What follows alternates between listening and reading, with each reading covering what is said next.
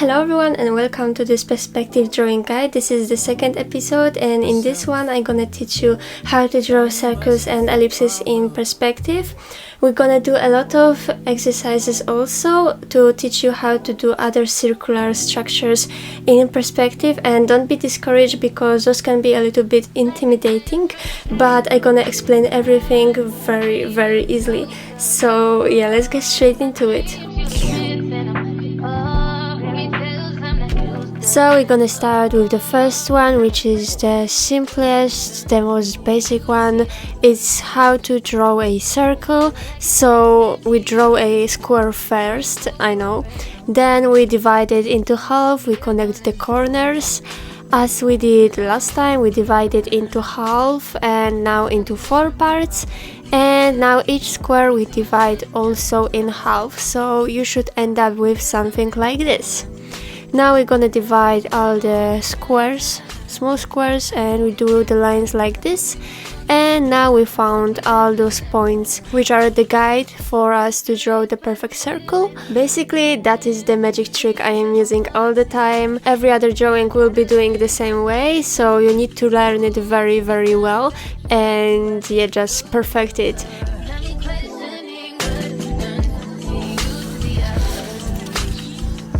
I just want to say that if you can't get this circular shape right, if you have all those points already, you are not me. I have this paper stuck to the table and I can't move it around. Actually, drawing this was a horror because it was very uncomfortable for me. But your paper is loose, right? So if you easily can draw a circle like this, doing this motion with your hand, the paper is not stuck, you can move it around and do other parts with this of the circle and go around like this, and this is much more comfortable and your circle will look much better if you do it comfortably and you rotate the paper around. Okay, so remember, you can move around the paper, it is not stuck to the table, because I know a lot of people forget about it or just not do it and they struggle a lot, and you don't have to, right? So this is my tip and yeah, keep that in mind. Okay, back to the video. Okay, so now we're gonna do the second drawing of the circle, but this time in the perspective. I'm not gonna explain it one more time because all the steps are the same, but I just wanted to tell you that you really need to make sure that your square is a square and all the lines are parallel to each other, because if your square is crooked, if it's not straight, your circle won't be perfect. And actually everything you draw, if it's circular, oval, it is more difficult than drawing something else, but you really need to keep that in mind and check it all the time. This is really important to have the best results.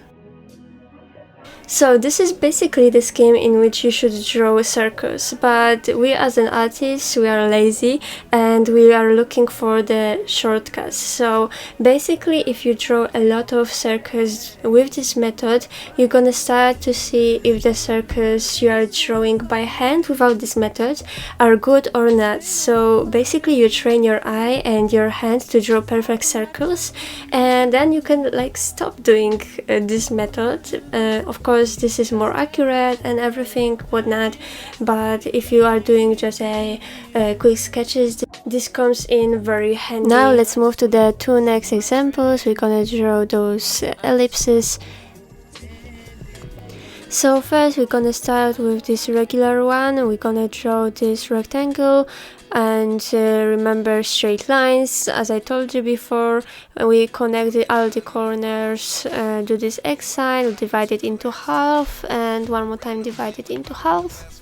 You see, I'm doing it the same way I did with the circle, so here is nothing new, we are reviewing right now. You can see me erasing all the time because I try to make it as perfect for you as possible and as clear as possible, so I'm trying my best to do straight lines, but yeah. Now let's move to the second one. This will be more advanced, a little bit more thinking is involved here, so I am trying to do the same proportions of the rectangle. I start the same way, but this time I am dividing it into 3 parts we're gonna leave as it is the central part, and we're gonna do half of the circle, half of the ellipse at the top. So I divide it into half and find all those points as I did before. We're gonna connect everything at the end. And yes, I am repeating the same steps at the bottom, so it is like mirror effect, the same thing exact. So one more time reviewing, but the shape is a little bit different. Try not to get lost in the jungle of the lines, but you'll get used to it, I think. But this is just a start, because we're gonna do more complex structures later in this video, so stay tuned.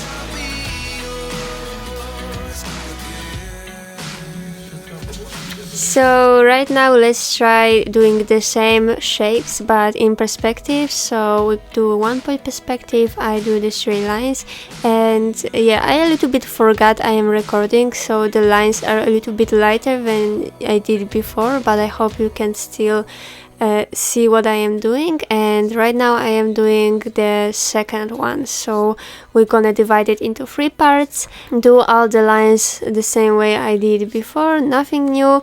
And yes, that's how it looks. I had a little bit struggles with the second one, because I don't know if my shape was like crooked or something, or I missed the spot, but I think it is a little bit weird looking. I did this drawing like 3 times and every time it was the same way, so I don't know. But the position, my position of drawing was really uncomfortable, so maybe that's why I couldn't really see what I'm doing. So yeah, it looks like this, and now we're gonna move to the final flat drawing, which will be the most complex exercise of all. So let's get straight into it. I am believing in you. It is really fun.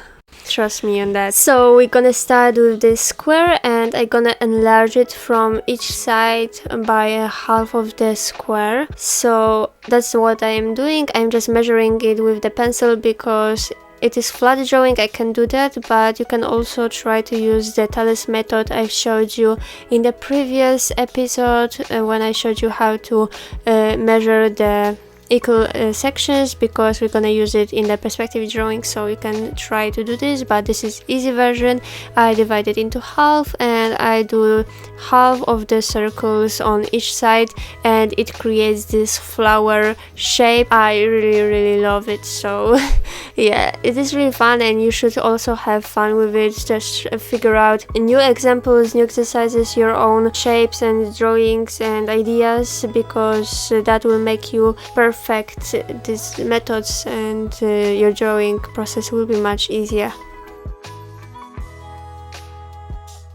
With that being said, let's move to the harder part, so let's do it in the perspective.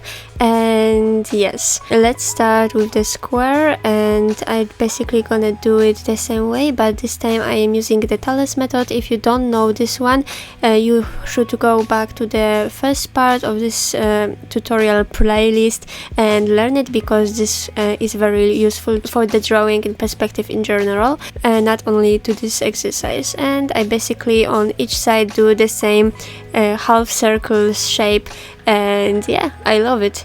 You should also have fun with it, come up with your own styles, designs and cubes and shapes, whatever, because it can teach you much faster than you think.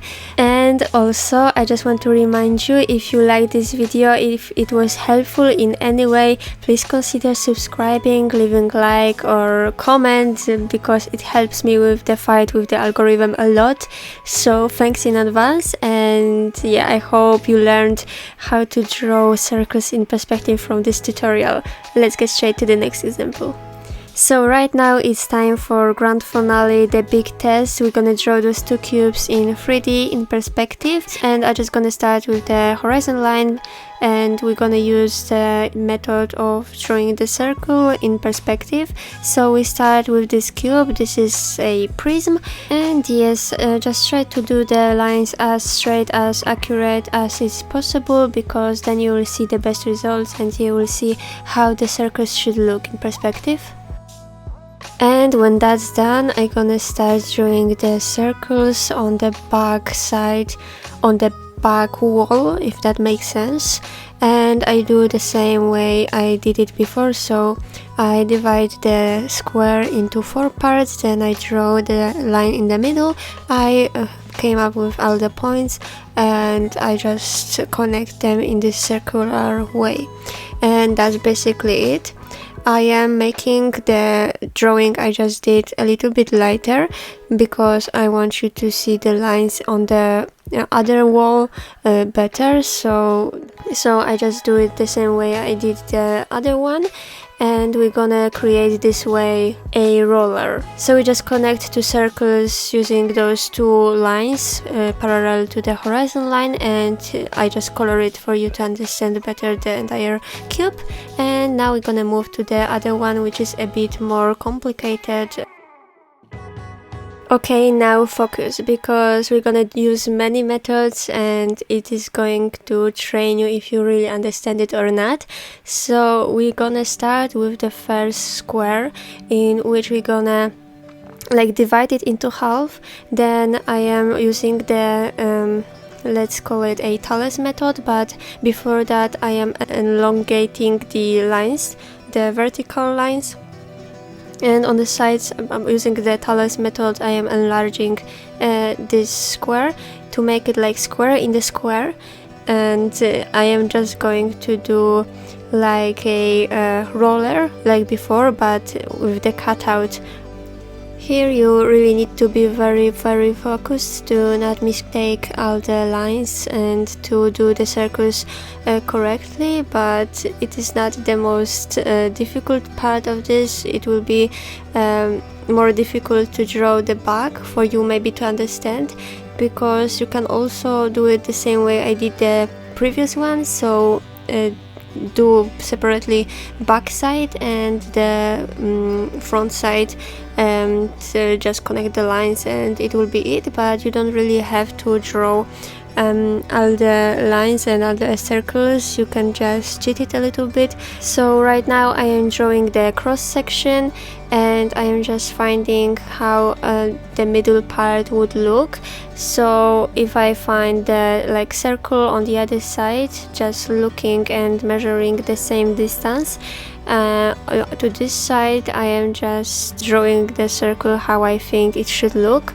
So yeah, I'm not drawing entire thing. Of course you can do it, but I don't think it is really that much better than doing this method I am creating right now. So yeah, just coloring it for you to see the entire result, the final result better.